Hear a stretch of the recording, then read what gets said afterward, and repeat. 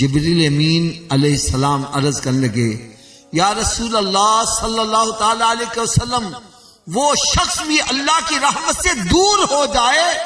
جس کے سامنے آپ کا ذکر خیر ہو اور وہ آپ پر درود نہ پڑھے۔ میرے آقا صلی اللہ علیہ وسلم نے اس پر بھی آمین ارشاد فرما دیا۔ لہذا اب میری بات بڑی توجہ سے سننا،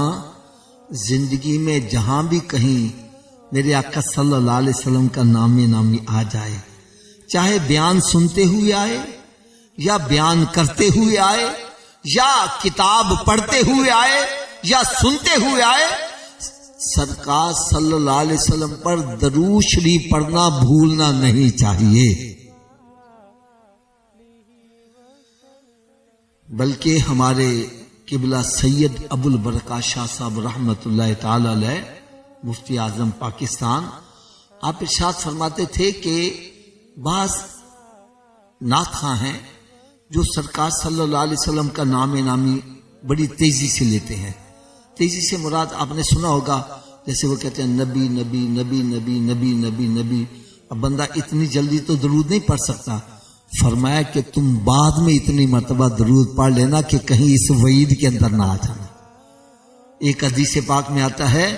کہ جس کے سامنے میرا ذکر خیر ہوا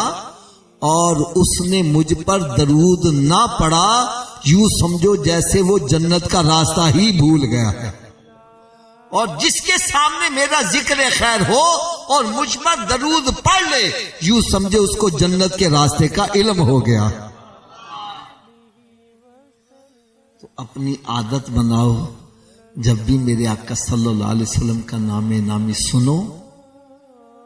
یا سناؤ، پڑھو یا لکھو، سرکار صلی اللہ علیہ وسلم پر درود پاک پورا لکھنا چاہیے۔ بعض بندے محمد اوپر سواد ڈال دیتے ہیں،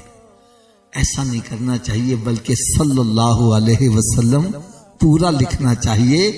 آپ کو اس کے بارے میں بڑی خوشی کی بات سنا دوں، فرمایا جو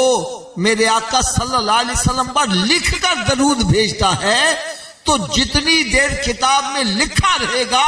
اس لکھنے والے کے نامہ اعمال میں ثواب درج ہوتا ہی رہے گا۔